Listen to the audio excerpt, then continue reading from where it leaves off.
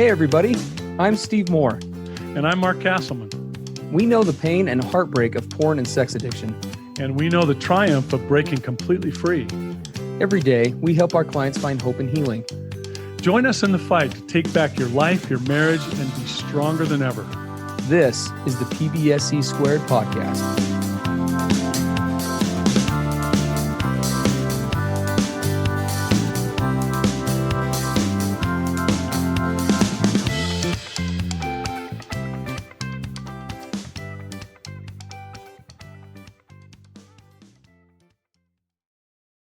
Hey, all you PBSE listeners, this is Mark and Steve. We're here for episode 282.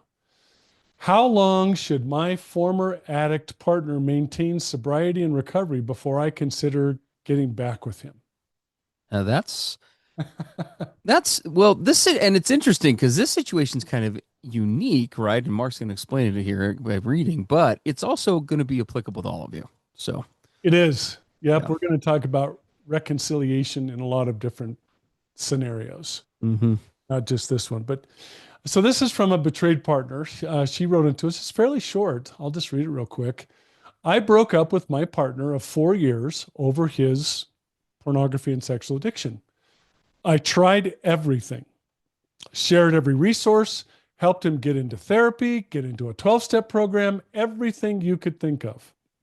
But it just became too much for me.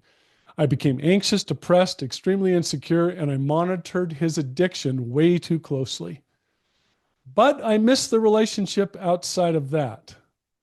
I listened to an episode, PBSE episode on reconciliation, but I'm curious. In order for me to seriously consider getting back with him, how long should he maintain sobriety and active recovery?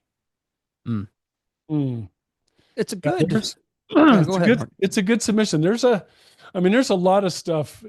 Steve and I have been doing this long enough that we are really good at reading between the lines. You know, she says they were together 4 years, but then you start to get this really distinct message. She was the one leading out. She was the one leading the charge. She was the one making most or all of the recommendations. She was hypervigilant. She was keeping track of all of it in him. Probably doing a lot of reminders, a lot of prodding, and a lot of nudging. And you just get the thing where she says it just became exhausting and overwhelming. And in fact, so much so that she talks about having major anxiety, lots of depression, extreme insecurity.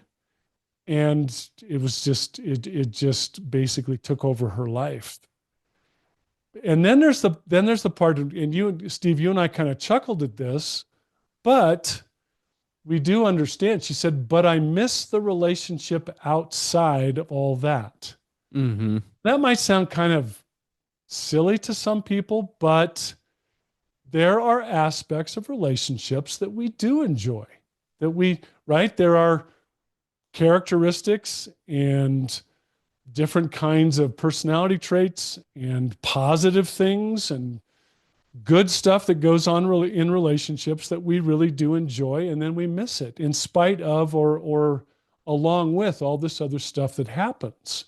That's what makes it. That's why I think that's a big reason she's writing into us at all, because someone would say, why would you get back with this guy? Are you crazy?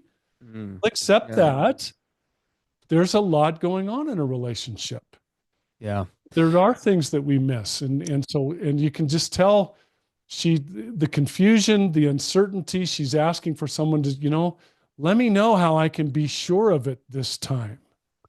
Well, and it becomes understandably exponentially more complicated too when you have other factors that aren't described in the submission that we wanted to talk about today. So for example, finances, right? When you have a relationship where finances have become really intertwined with mortgages and cars and all sorts of things, that does cause one to, factor that into the balance of, do I stay versus go?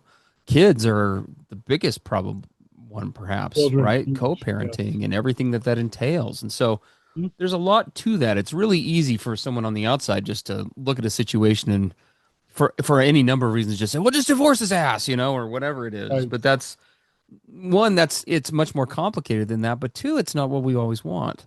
Right. And so Well, we wanted to talk about this from a more, even though this is sort of a specific situation where we have an addict and a partner who it sounds like they were boyfriend, girlfriend. The ties were based on what little we was sent, were relatively, pie crusty in terms of being able to be broken.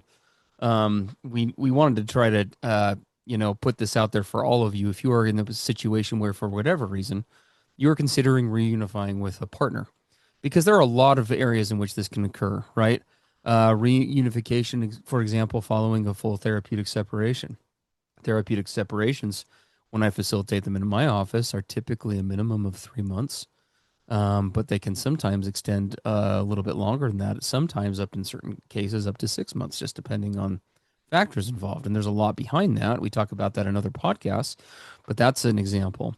Sometimes it's not even a full therapeutic separation. Maybe it's bringing sexual intimacy back into the relationship following a long sexual fast. That is a form of reconciliation. Yes. Right? We've taken something off of the table for an extended amount of time, and now we're looking at reintroducing a new level of intimacy. Moving back into the same room following an in-home separation, right? This can even happen, guys, in marriages. I have one couple years and years ago that I worked with where I was running a recovery program working for another agency. And it was a program where the addicts were in one group, the partners were in another, and the program was quite extensive. It usually lasted over a year. During the course of that, she felt it authentic, given where he was at and where she was at. They had multiple kids. They got divorced during the process. He moved out, but to his credit, even though the relationship, by all standard and measures, romantic wise, appeared to be done, he stepped up and he said, you know what, regardless of the marriage, I want to be here for my kids. I need to learn how to regulate. I need to learn to live life on life's terms. So he stuck through it. And like 19 months into recovery, they got married again. Got remarried. Yep. I've had that happen too. So this does happen, right? And it can be complicated. So that's where we're going today. Yeah. Yeah. And I think, we just finished several months in our Dare to Connect program talking about this issue of the authentic wants and needs, the deep down wants and needs that couples have, that each partner has in the relationship. And what is the willingness, the openness of each partner to help create an environment and to lean in and lead out so that those wants and needs are met? And is there a compatibility between those? Sometimes what one partner says he or she wants and needs may not be compatible with what the other partner wants and needs. And so, one of the things that you and I asked each other, Steve, as we read this submission from this partner is this reconciliation even possible or really desirable if you break it all down? Based on compatibility, based on, she talks about her wants and needs were so ignored, and she was the one leading out so much that she ended up in a deep pit of anxiety, depression, and insecurity. And so getting back together with this partner, is that even something that should happen? Mm-hmm. It's you got to ask that. And you can see that's way more expansive than what was originally asked, right? Because the original question is just, well, how long? But, and we understand the desire. And, we talk about this. What I'm going to share with you is a really bird's eye view of what we've been talking about recently in Dare to Connect in our paid subscription for addict spouses and couples. Guys, if you haven't, come on over there. If you like the podcast, you'll love Dare to Connect. Please come give it a check out. There's a 2-week free trial. You can find that at daretoconnectnow.com, because you will get more in-depth information on things that we cover very quickly here on the podcast, in addition to a whole slew of other things. For the cost of a couple of therapy sessions, we're talking well over 35 hours of content a month, not to mention live interactive responses, a growing support system. I mean, all the things that we offer over there. So give that a check at daretoconnectnow.com. But when you're looking at a relationship, there are two kind of main sides in an intimate relationship that we have to examine, right? The first is obviously the side that most of us are more acquainted with, and that's the feeling side, right? That's what is portrayed, albeit fairly inaccurately, in any rom-com or Disney movie or whatever the case is, right? But the romantic side, the emotions, the chemistry is a very real and very valid part of a relationship. That's the part most people are acquainted with. But there's the other side that people are less comfortable talking about. But it is a practical reality, especially when you're talking about building a committed relationship where kids are going to be involved and this might be the rest of our life and whatever. And that is compatibility. Those don't always line up. It is absolutely possible to fall in love with the wrong person. Yeah. We have worked with many people where they have found that to be the case. As the saying goes in that one country sad song, the axiom is true. Sometimes love just isn't enough all on its own. And so if you're really going to be responsible, particularly in a reconciliation situation where there's been a lot of pre-existing trauma, a lot of issues that, took you out of the relationship, there needs to be a crystal clear examination of what are my needs and wants and my own authenticity and what are yours. And do they even link up? We may like each other. We may be attracted to each other. We may be whatever. But if we are oil and water, it doesn't matter how good the sex is. It doesn't matter how much we can joke around. It doesn't matter how much these other things happen. If it's going to be fireworks all the time in all the wrong ways, this will not last. Yeah. So we need to figure that out. Yeah. And you end up as this partner who submitted it, you just end up spent. Yeah. As she describes. Yeah. Yeah. And you and I talked about as we looked at this, there really needs to be a place in a relationship where this level of healthy interdependency has taken place. Before a couple should consider reunification, has this healthy interdependency, has it developed? What does it look like? And, we should talk for just a minute, Steve, about what we mean by healthy interdependency. Well, and this is a good thing to talk about. And again, here's another example where you can get much more information and an in-depth discussion about this in Dare to Connect, because this is far too complicated to be able to address in any one or even multiple sessions here on a podcast in a cohesive way. But the reality is, in my observation, and Mark, tell me if you disagree, in my observation, most relationships are far less interdependent, especially the ones that enter a therapist's office than they realize. All of us have a tendency, I think most people have a tendency, if not all, we tend to I enter into committed relationships with inherent codependencies that we don't even recognize at the beginning. Sometimes that's due to the culture, again, kind of the Disney story, right? Sometimes that comes from our upbringing. I mean, there are lots of sources where that can happen. But what that ends up being is that in many ways, the dependency style within a relationship, whether it's codependent or toxically independent, has become too skewed to the left or to the right in different areas of the relationship.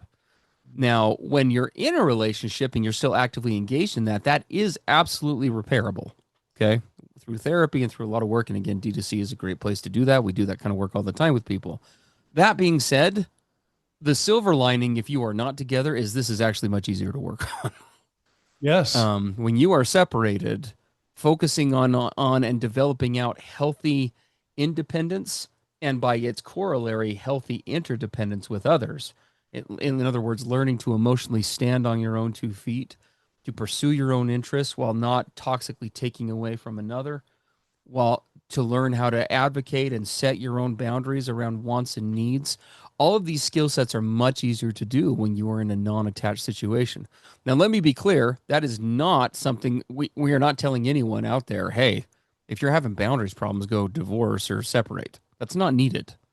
But it is less complex, I would say, because would you agree, Mark? It's just a better training ground. Yeah, and I mean, even if you're still in a relationship, we talk and Dare to Connect all the time, for example, on what does, quote, your side of the street look like? Yes.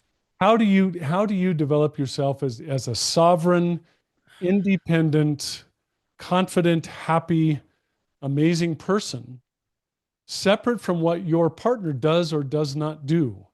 Mm-hmm. Now, I know a lot of people listening, especially if you've been raised, as you said, on rom-coms and Disney and all this stuff, on, rock songs. You're the very air that I breathe, right? How will I live without you? If you've been raised on all that stuff, when you hear me talk about developing into a sovereign, independent, happy, amazing person, regardless of what your partner does or doesn't do, that may sound ridiculous to you. But we've kind of been raised like that. But we need to work on being able to stand on our own 2 feet and have our own lives so we are healthily independent, so we can come together to do what? 2 healthily independent people now come together to collaborate and to be interdependent. Mm-hmm. You can't do that unless you start out with healthy independence first.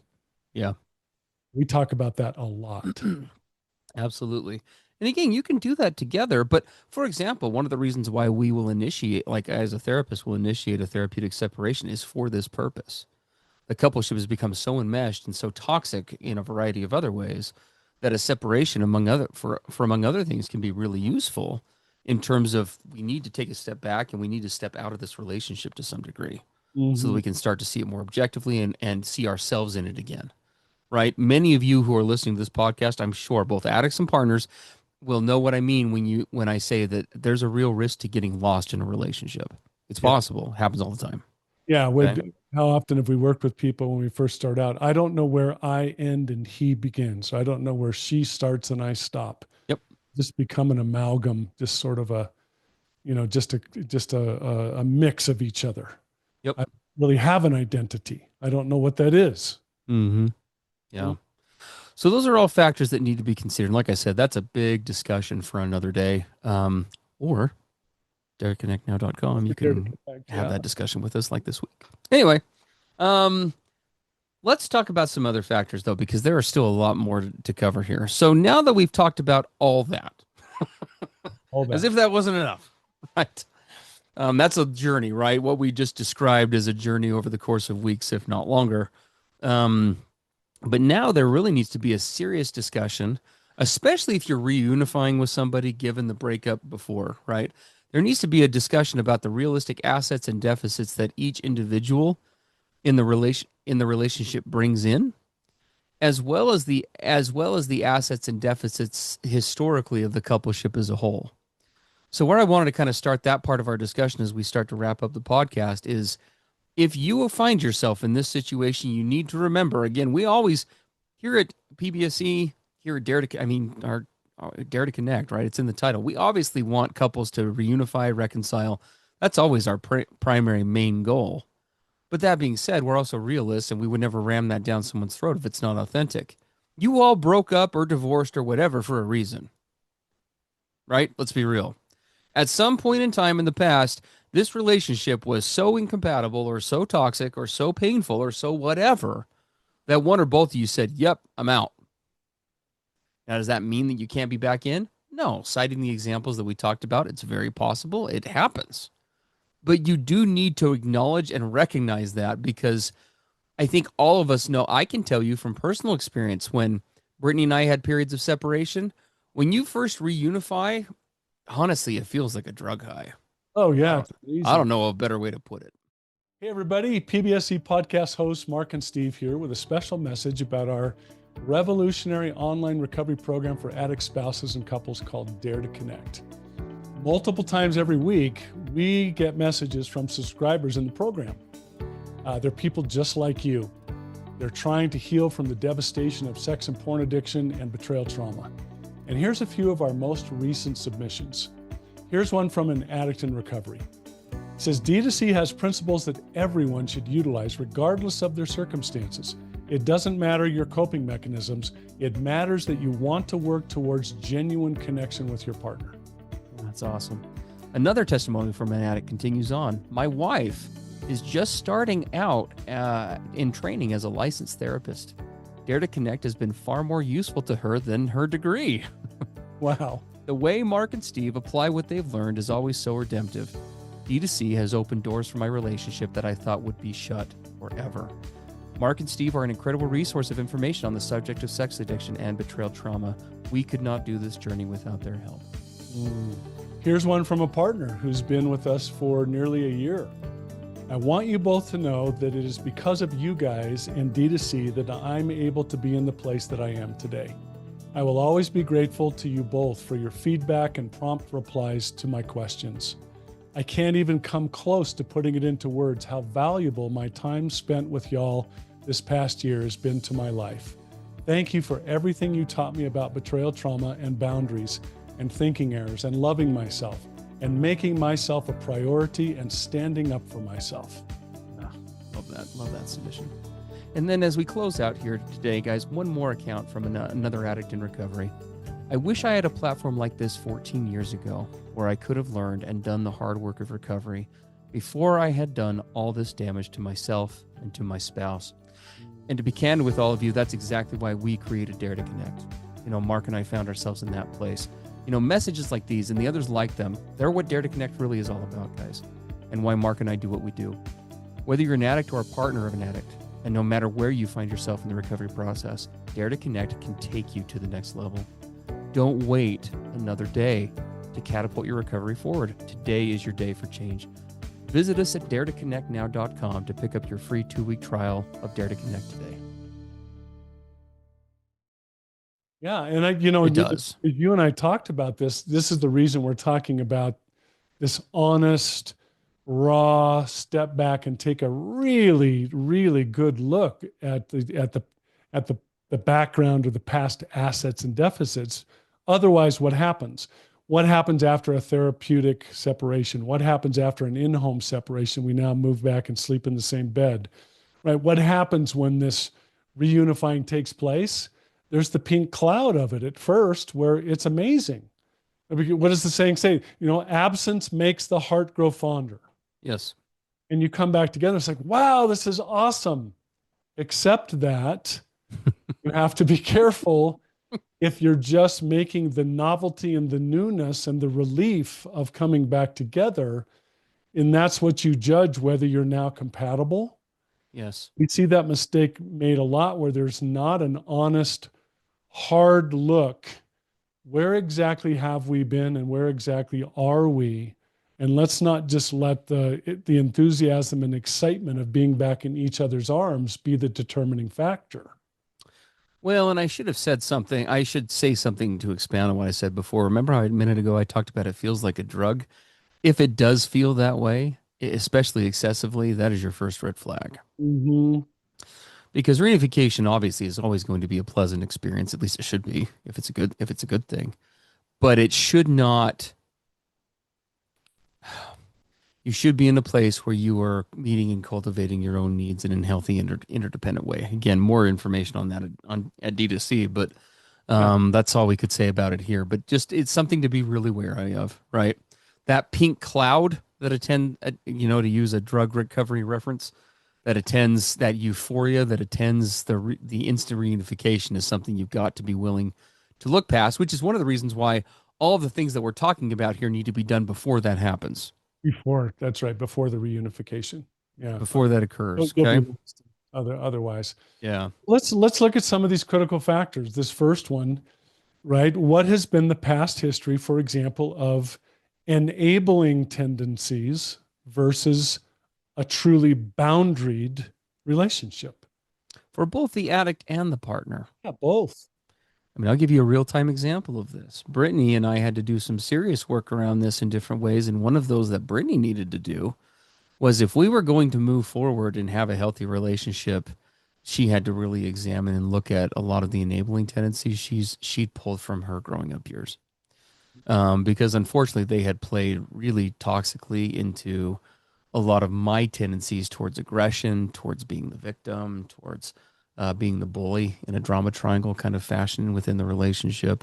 And it had made for so I had work to do around that, to be showing up and taking accountability and positively leading out and being proactive. But she likewise had much to do in that area of not falling back into a pattern of rescuing me from my feelings or trying to quote unquote make me feel good or whatever the case may be. Yeah. And with my wife, she has this wonderful way of nurturing and taking care of everyone around her. And when I would go stoic and silent and shut myself off, she would pursue me. Whatever she had to do to pursue and to help me to feel okay and to get me to talk again, right? There were a lot of well-intended but enabling tendencies on her part.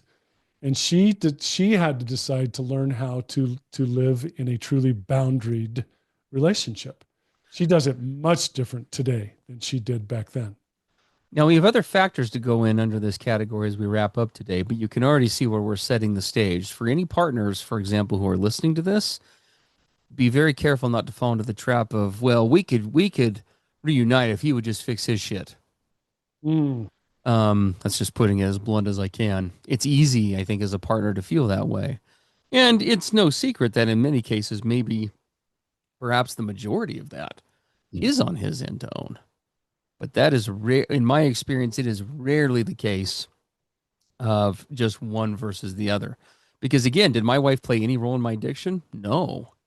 But did she have personality conflicts or traits that that were not healthy to begin with in any circumstance, but especially combined with mine? It made for part of the reason why we weren't compatible before. Right. And that has to be addressed. Otherwise, it's going to happen again. It doesn't matter how cool the makeup sex or whatever else happens. As sure as you're sitting here, you will be back here in a week or a month or whatever. Yeah, because I mean, looking at the overall past history, for example, has there been a past history of openness, transparency, vulnerability, right? Open expression. And if there has not, if for example, an addict has been very shut down and closed off, what's going to change that going forward if we're going to reconcile? Do we magically wave a wand and now suddenly he's open, transparent, and vulnerable? How is that going to happen? Right? You have to take a hard, cold look at the history. Has there been an overall history on his part or both parts of being really honest and open? Well, see, and that I'm glad Mark said both sides, because remember, this one even applies to both sides. Again, many partners might be geared towards thinking, well, yeah, of course he was a lying, blah, blah, blah. Yeah. Partners, how many times out of a place of conflict avoidance or conflict aversion have you maybe fibbed or minimized or not shared your full voice? It's not necessarily been in that manipulative, devious way we think of in addiction, but have you done that in a manipulative way as a way to, again, avoid conflict or avoid hard discussions or whatever the case is, right? These are things that, again, both sides need to be looking at because you need to be finding your voice authentically just like he does. Yeah. Well, and this other, what have been the past levels of willingness and proactivity? Yeah. She really does indicate that he did not lead out. He did not really take the bull by the horns and take charge of all this. It was her. And that might be one of the biggest ones on the list that, by the way, guys, that we see with partners that you've heard us talk about on the program before. We actually came up in D2C during the discussion with addicts this morning on another topic. One of the far more common in our experience, do we see either a lack of honesty or a lack of proactivity. Those kill relationships, statistically speaking, far quicker and far more often than acting out do. Acting out will get you there eventually. But if you're triaging threats, those ones tend to hit closer to the vest and cause more immediate destruction in terms of viability of the relationship overall. Yeah. So, quantity of existing verifiable evidence of recovery efforts. Okay. So let's say that you want to get back together or he wants to get back together. It's really easy for let's just paint the real scenario based on what Mark and I have heard over the years. You're 6 months out from the divorce. You're feeling really lonely. You're missing lots of parts of the relationship, and all of a sudden you get a text from him. And it's like, hey, I really miss you too, right? Again, you can already see, for anyone who's been in that situation, you can imagine the dopamine release that's going off in the brain right then. Oh, yeah. The minute that happens, right? And among the things that needs to be considered if we're going to look at going back to this is not just examining this from hey, what's your new paradigm or perspective on X, Y, or Z? It needs to be, great, that sounds like an awesome compatible paradigm or perspective. What have you actually done that I can verify that shows it? You're on board with recovery now. Wonderful. That is great. That's what I always needed and wanted. How? Okay, so I'm going to play devil's advocate for a quick. How's it looked? Well, I've been sober for 6 months. Awesome. I haven't looked at pornography or touched myself in 6 months. Okay. So we're Mark's throwing me into instant role play. I like doing instant role plays. We do this, by the way, in D2C all the time. So get your asses over there. Well, hun, that's great. I'm so happy that you've been sober for 6 months. What have you been doing to stay sober? What things have you been doing in terms, when we were together before, it wasn't just the lack of sobriety, even though that was really hard. Do you remember all the fighting we used to do? I remember we would get in these really toxic fights. And one of the things that I remember broke us up was I remember there was a high degree of defensiveness on your part. When I'd ask you questions about things, you'd get really snappy and snap back at me, or you'd avoid questions altogether. What can you give me some examples of how you are, like recent examples in other relationships where you're not doing that or where you've become more open to that? Like, what's that looked like for you? See, those are great. Those are great questions. Because if you are really making those changes, those should be showing up in other relationships. And I would add to that. It's not just a matter, and those are important questions. And for example, as an addict, needs to be able to come forward and report on that, because what's another bullet here we have? Openness to feedback, openness, right, to these kinds of hard questions and talking about hard stuff. I would also, as a betrayed partner, looking at the possibility of reconciliation, I would want to suggest a trial period where he could display these changes, where he could show the new skills that he has attained, the new ways of communicating, the new ways of being patient and leading out. Let's try this before we get all the way back together. How about if we engage in a relationship with each other where you can demonstrate all of these changes that you've made and are making? Guys, in almost any situation, what Mark is saying is true. If you, for example, have dissolved a relationship, or if you're even in a full-on separation that's formal, if you can't make it work in terms of connection with boundaries in place where neither one of you is under the same roof, whatever issues are still ongoing are just going to amplify when he moves back in. They are. Trust me, and I'm speaking from experience. I have literally had couples in my office I have said that exact thing to, and they all look at me and just ardently pound the pavement. Steve, you don't understand. We're different. Once we just get back under the same roof, I've had couples tell me right to my face, well, once we get the sex back in place, it'll be so much. No, it won't. No, it won't. It won't. It will be. I'll clarify that. It will be for like a week. Yeah, and then it won't be. No. Right? If you can't make it work in that boundaried, separated place, like Mark said, go back to dating. That's what we're really saying here. Go back to dating. I mean, engage in a check-in with each other where he sends an email or text, or there's a phone conversation. We're going to practice a couples check-in, even though we're not back as a coupleship yet. I'm going to give a check-in to you to let you know the deep insights that I gained at my 12-step meeting last night and what I learned and how I started applying it today. These are the sorts of verifiable things that I'm going to begin to share with you transparently and vulnerably. Yep. We're going to try and see what this looks like. Right? Absolutely. So much of that. What is the level of adeptness at confrontation? How well do you guys fight? How well do you fight? What does it look like? Yeah, right? That was a terrible part of your past relationship. What's going to change it this time? Every couple has conflict. How good are you at it? And the same thing goes, by the way, for collaboration, the other side. Yeah, how good are we at truly collaborating? Yep. We can practice maybe all of the things that Steve and I are describing right now before we actually come fully back together under the same roof or in the same bedroom or whatever.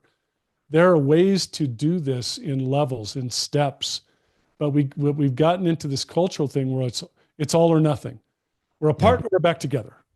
No, there are much better ways to do this.